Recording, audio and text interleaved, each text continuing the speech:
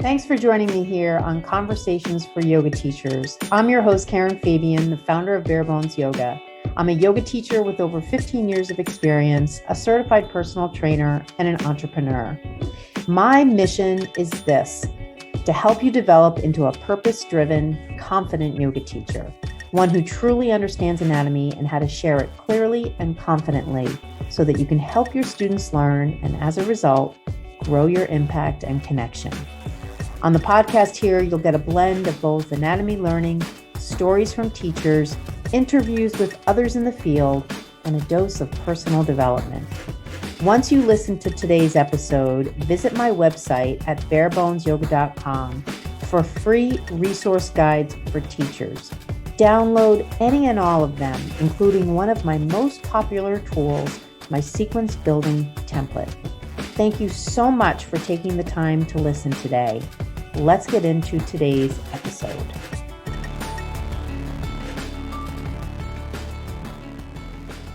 Hi, everybody. Welcome to Conversations for Yoga Teachers. I am your host, Karen Fabian, and this, believe it or not, is episode 140. I cannot believe we are inching close to 150 episodes. And when I say we, I mean me. I am just so excited. When I hit 150 episodes, I think I'm going to have a party, and maybe I'll do like a listener kind of party thing where I can involve you guys. So if you've been on this journey with me since the beginning, thank you. If you are a new listener to the podcast, welcome. If you're kind of a regular listener and you pop in and out of listening to episodes, thank you for that as well. I'm just so grateful to have this platform. I'm literally sitting here in my house, talking directly into my computer and just sharing my thoughts on teaching and anatomy. And I'm just so excited to have this particular platform to do it in. Yes, I have the YouTube channel, the Instagram live videos, other ways that I share information. But this just continues to be one of my most favorite ones. And, when I say share information, what I really mean is free content, because, for all of us out there, looking to learn new things, you can learn new things in the free content way, or you can learn new things that way, and also by investing in actual courses and programs that teach you those things. And, of course, here on the podcast, we talk about learning anatomy for yoga teachers so that you can share it more effectively and confidently in your cues, in your sequences, in your conversations you have with your students. But you can apply the same paradigm to learning anything, whether it's the violin or cooking or, anything, knitting. So I think, that's a really good segue into what I want to talk about today. I am just so psyched right now because I just came up with a new addition that I'm going to be sharing with the teachers who have invested in my Blueprint Learning program. These are teachers who have either graduated from the program or who are currently enrolled. And I really firmly believe this is going to make such a significant difference to, the teachers who are in that program. And because there is a way that I can share it with all of you, it's not going to have the same impact, of course, because if you're not in the Blueprint Learning program, you're not going to actually have the information at the level of learning the information. However, when I just finished about an hour ago pulling this all together, I thought this would actually be a really cool topic to share with teachers, to walk them through this, even if they're not enrolled in the Blueprint Learning program. Now, I want to say right out of the gate, if you're all of a sudden like, oh my God, this is going to be a sales pitch, this is going to be something that Karen's trying to sell us. No, that's not the case. I don't sell anything. I mean, yes, I literally sell things because of course, the Blueprint Learning program is not free, but I don't look at it as selling. I look at it as, this is what I am so freaking passionate about: helping teachers learn anatomy so that they can share it confidently with their students, so that they can share it from what they know, not what they were told to say. And every time I have a conversation with one of the teachers in my program, I am more and more convinced that the method of learning that I'm offering them is something that is different, that they are not getting anyplace else. And it just drives my passion even more to share it. And so I don't think of it as selling. I think of this is my dharma. This is my life's work. And this is what I was born to do. So to that end, if you don't want to go on this journey, you don't have to. But if you are interested to learn more about this, stay with me here. So here's the framework that I want to share with you for what I'm about to discuss. I want you to imagine, if you've ever seen, and I'm fairly certain you probably have, although if you're, I don't know, maybe under 30 years old, maybe there's a chance you haven't seen this movie, but I'm guessing that you've at least heard of The Wizard of Oz. And The Wizard of Oz is, of course, a classic movie. And, the whole idea of The Wizard of Oz is that Dorothy doesn't know how to get home, but all she needs to do is follow the yellow brick road. And she can see the Emerald City, and it's off there in the distance. And all she needs to do is follow the yellow brick road to get there. Now, of course, along the way, as she, is on her journey with her, friends there, she runs into pitfalls. She runs into problems. She gets off track. And yet she does make it to the end of her journey. And this is very, very much like what teachers experience when they are learning anatomy. Now, there's two different experiences. There's the experience of the teacher who's gone through a 200-hour training program and is now trying to learn anatomy on their own. And then there's the very different experience of teachers in my program who are learning anatomy, and they are learning it via this very guided, structured program, which surprisingly looks very much like this metaphor of follow the yellow brick road, right? Follow the yellow brick road. And that is one of the hallmarks of my program, that I'm not having teachers go willy-nilly in a choose your own adventure style. I'm having them literally follow the process. Now, having said that, I want you to think about something that you tried to learn and you had a process for it. Let's just take a really simple example of, you see this recipe online and you go and you buy all the ingredients and you bake it, and it doesn't come out nearly the way you think it was going to. Or maybe you cook this thing and it comes out okay, but there were some things that happened along the way, like you got distracted, you got off course, you didn't have a particular ingredient, you got frustrated, you started to have concerns about, oh my God, no one's going to like this. Interesting sidebar. I recently made blueberry pancakes for my boyfriend's friend who was staying with us for the weekend, and was horrified when I presented them on a plate, all piled in this beautiful pile. And when he cut into the first one, it was not cooked. I was so embarrassed. But anyway, the point is, there are definitely things that happen along the way, and teachers in my program many times run into obstacles along the way, even though they're on this very structured journey where they don't need to think about what's the next step. I want you to think, if you're a teacher out there trying to learn anatomy on your own without the benefit of a structured program, mine or somebody else's, you're probably running into way more obstacles than teachers in my program or a program. Having said that, though, the idea of following the yellow brick road, following a process, is absolutely the better way to learn anything. If you're going to sit there and say, well, I can cook a chocolate souffle from just my head, that's not nearly going to give you as good a result as if you pull up a recipe and follow the recipe.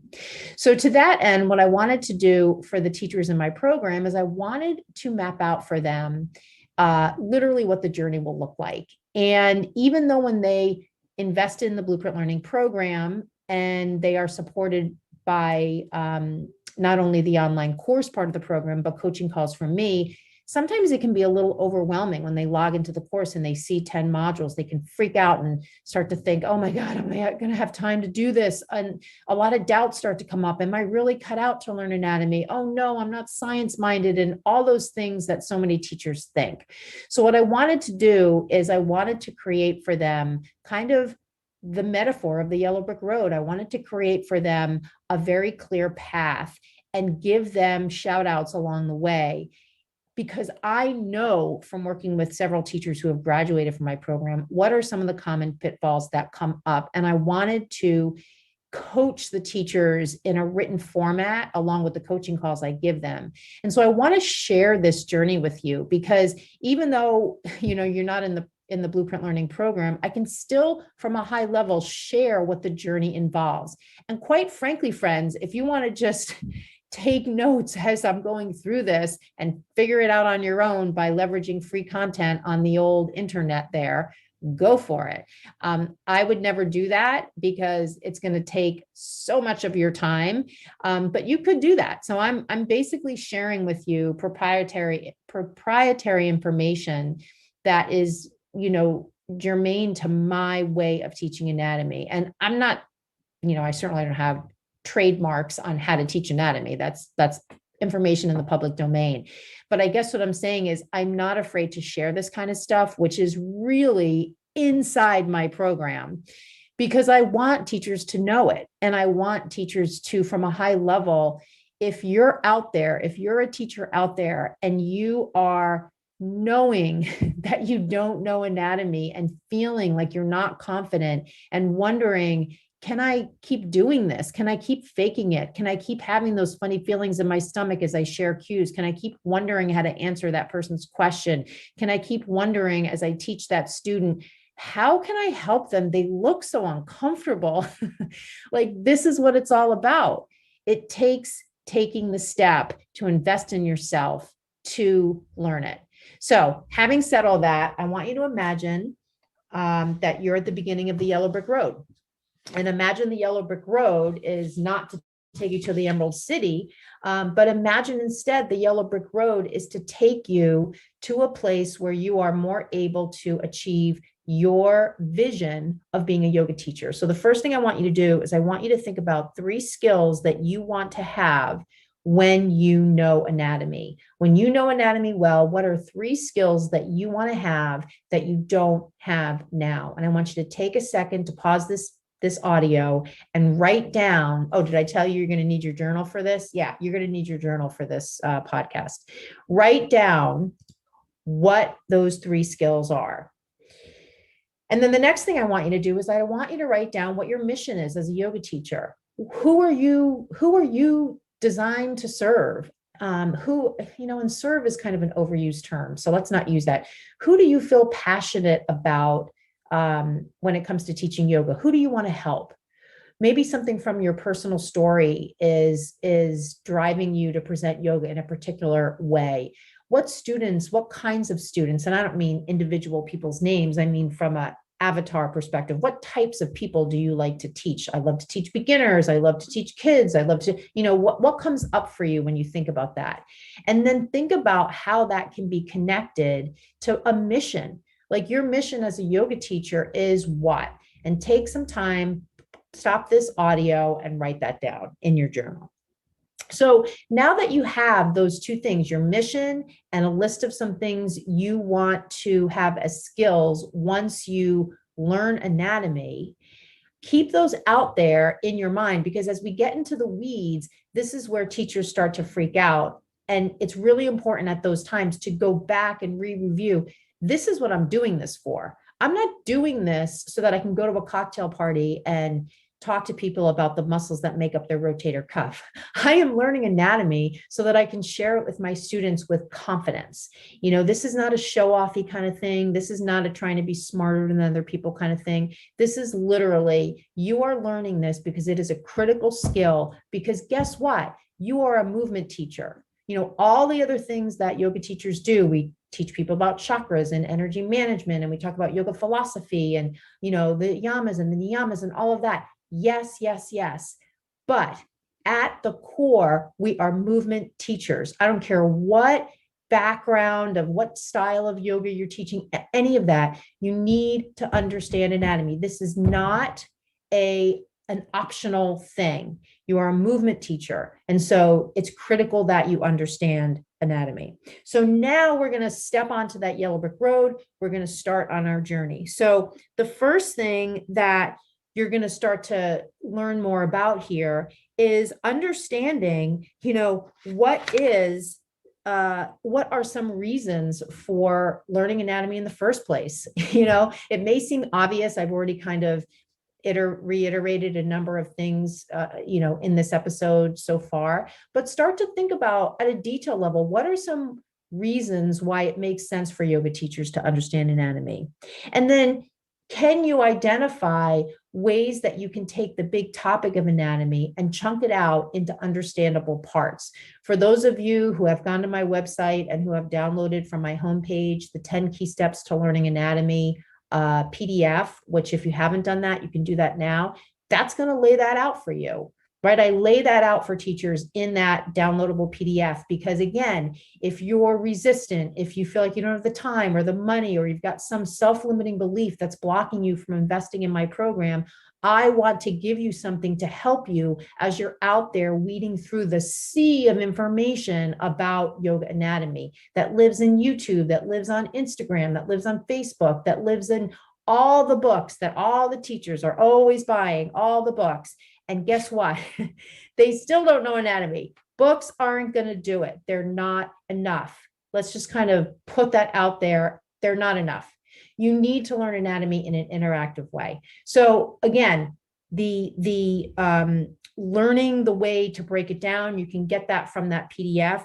And then from there, identifying, the next step on your journey here is learning some key terms that you should know, right? What are quote unquote things yoga teachers say that they often can't reverse engineer back to literally what they mean from an anatomy standpoint? When people say, flex your foot or sitting bones, I'll just throw those two out. What the hell are those things? What do they mean? What is a sitting bone? Where is it? What's the appropriate term for it? Why do we care about it? What's connected to it? And on and on and on. So now that that's done, you're kind of moving along your journey here. And now you're learning about things like anatomical position and key reference points on the body. Anatomical position is the home base of shapes. It's not Tadasana, although it shares a lot of similarities in terms of the qualities of Tadasana. Key reference points on the body, sitting bones is one. I just mentioned that. Pelvis, leveling of the pelvis, feet at hip width, all the things teachers say, understanding why these are reference points, why we need to understand them better, how we can refer to them in our teaching. And then from there, you're kind of moving along the yellow brick road here. And now you're ready to learn about some of the specific things in the body, like bones, like joints, like how muscles work. I mean, think about how many times you've probably said, engage this muscle, or you've gone to a class and a teacher has said, contract your abdominals, or you've seen on a YouTube video, lengthen your psoas. What the hell does that mean? Can you, again, reverse engineer what you are saying to the definition? Because if you can't, you should not be saying it. End of story. End of story. Use another term, right? Because think about it. If someone comes up to you and says, why did you say engage the core? What does that even mean? Do you know the different types of muscular contractions? Do you know how some muscles work eccentrically and some muscles work concentrically? Like, this is what it's all about. Now, as you're learning, it doesn't mean you drop all of the verbal cues around certain aspects of movement. It just means that you hone in on speaking from what you know, which I always say to teachers should be action cues. 100% action cueing should always be the mode of cueing for teachers that are in a learning phase when it comes to anatomy, because I know that you know what you want them to do from an action perspective. And I will tell you, it's not super easy to give action-based cues. to give really effective action-based cues is a high-level skill for teachers. Think about the classes you go to where the teacher goes on and on and on and on. That's not effective cueing. Effective action cueing is succinct, it's short phrases, it gets students out of their head and into their body. So you'll have plenty of skill building to do if you focus on using action cues while behind the scenes, you're learning anatomy. So you're learning how muscles work. And then from that, how muscles work. And then from that point on, you're ready to proceed into learning about the actual muscles.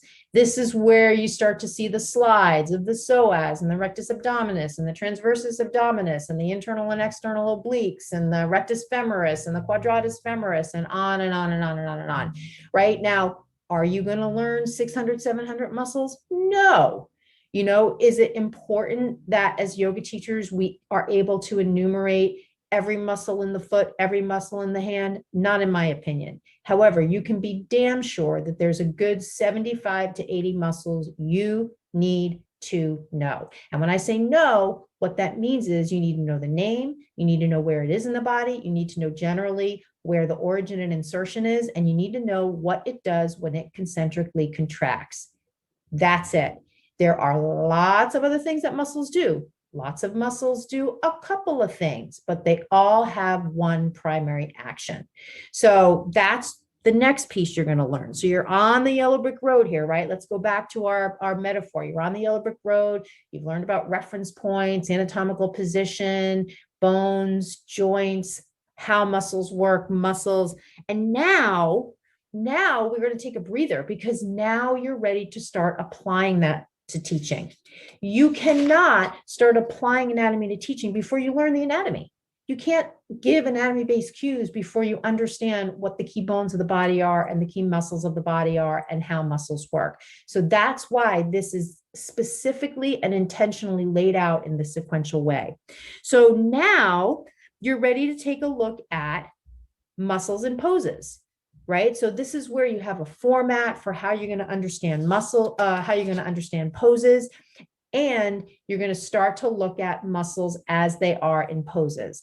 What muscles are creating the key actions in the key poses we're going to look at.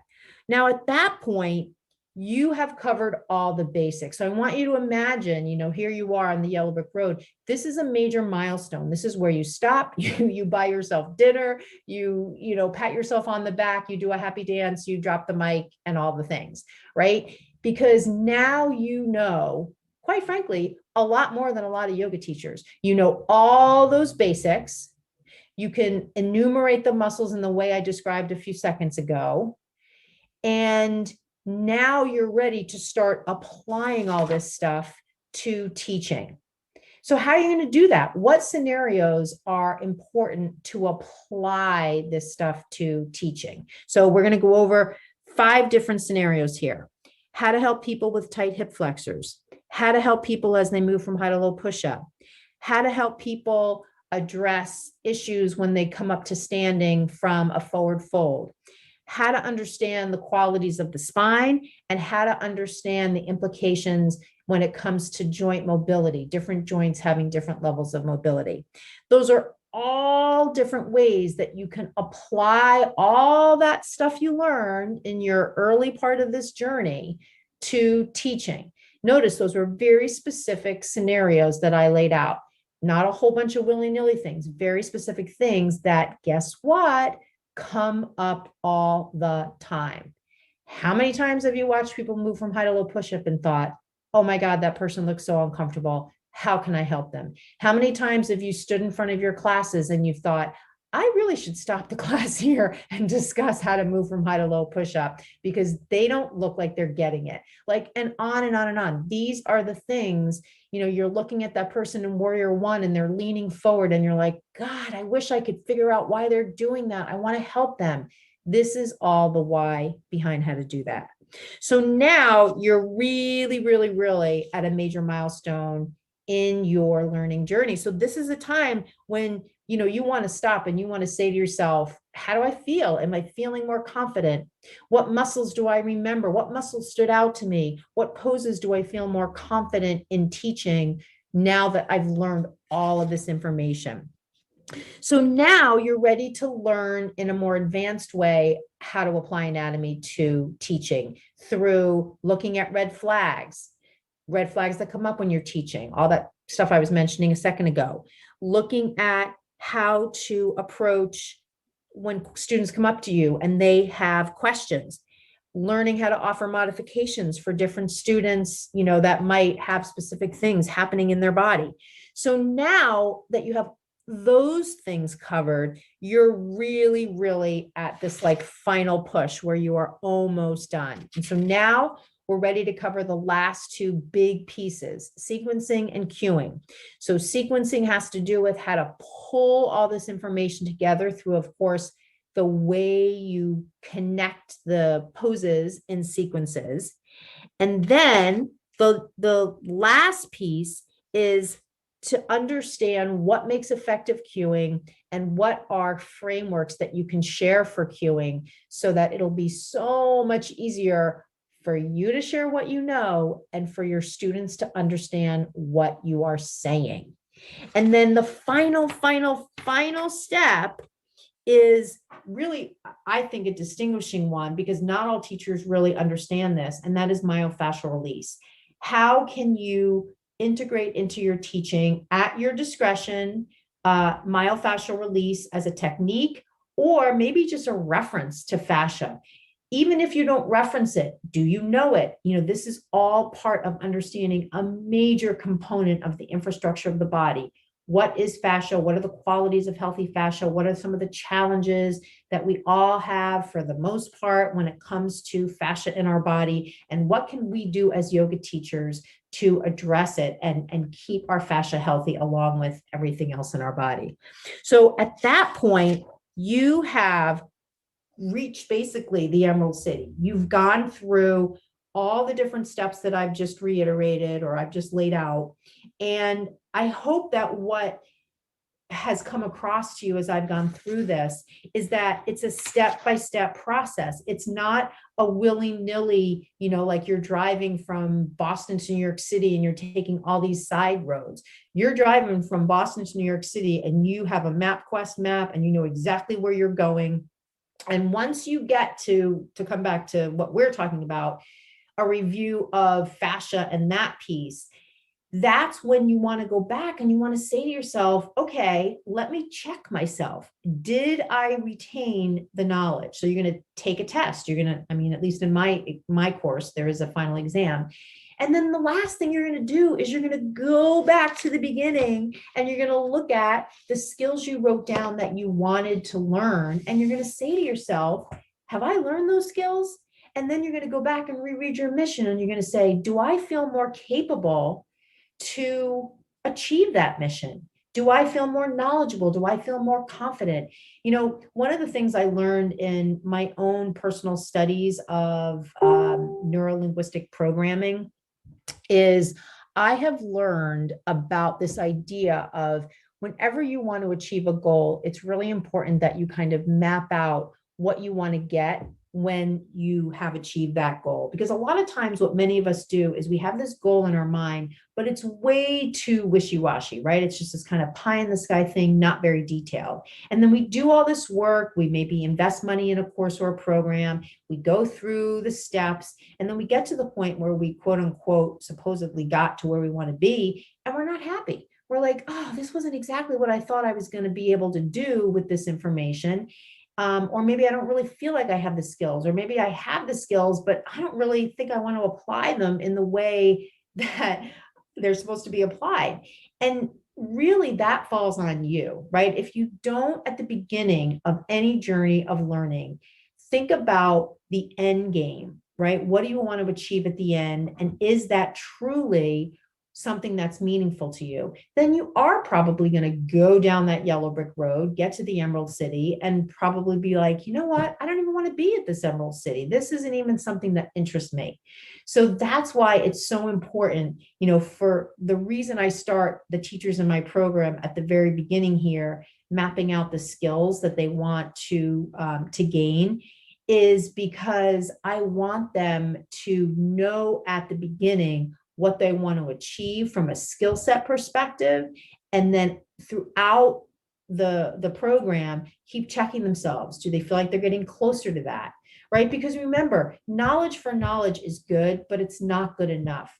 Just look at it in the context of being a yoga teacher. Knowledge for knowledge's sake, when it comes to anatomy, is part of it.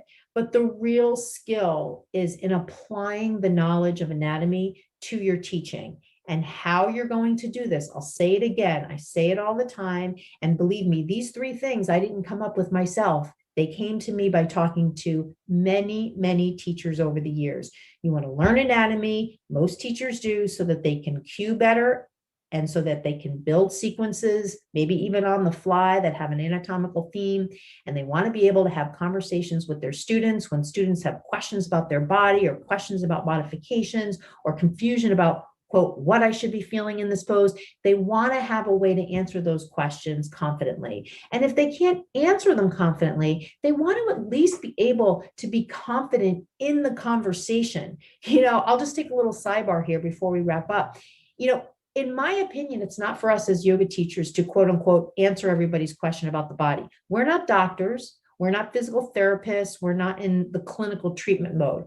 However, what we are able to do when we understand anatomy, and what is 100% in our scope of professional responsibility, is we are able to and should be able to guide students through a conversation where they are sharing information with us based upon specific questions we're asking them that allows us together to come to a solution. And the solution is, let's face it, most often in the form of, you're going to suggest to them a couple of poses that they should do regularly to see if it helps whatever the issue is. It's not for you to say, do this and it's going to go away. It's for you to say, hey, why don't you tell me what's limiting your movement? Tell me more about this particular sensation you're having. And there's a lot more to it than that, but that's just gives you a little bit of a frame of reference. So I wanted to just throw that out there, because I don't want you to think the end result of understanding anatomy is so that you can go around and answer people's questions. To the level of as if you were a physician or a therapist. We're not, yoga teachers are not meant to do that, nor are personal trainers. And I'm a certified personal trainer. We're not meant to do that either. That's out of our scope of responsibility. Matter of fact, if someone comes to us as a personal trainer with pain, we are supposed to refer them out. So keep that in mind. And I think for a lot of yoga teachers, that may give you a little bit of a sigh of relief and feeling like, oh God, thank God, I don't have to answer people's questions about what muscle could this be. You're not going to know. You can't see in their body. You're not running MRIs and x-rays, but that doesn't mean that means you're off the hook. It means that you are within your scope of practice able to have an intelligent conversation based on your knowledge of the body, based on the information that I just laid out for you that I think should be part of what you should know. And you're then able to find out more about them and maybe give them some things that might help, address whatever the issue is. Then they come back to you and they say, oh my God, those 3 poses you gave me, my hips really feel better. And now you've got something to work with. Or it didn't help at all, and now you've got something to work with too. So that's how that goes. So I know I'm talking a million miles an hour, and I'm sorry for that.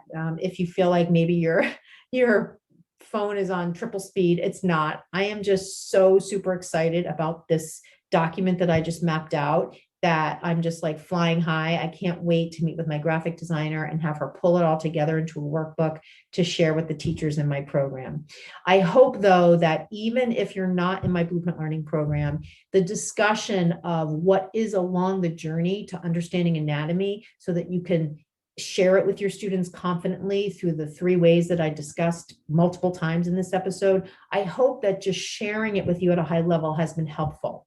So here's the thing. I want to hear from you. And I really, really want to hear from you. I say this at the end of every podcast episode, and I maybe get every once in a while 1 or 2 comments. So I want you to send me a DM on Instagram or send me an email at Karen@barebonesyoga.com and let me know what you thought of this.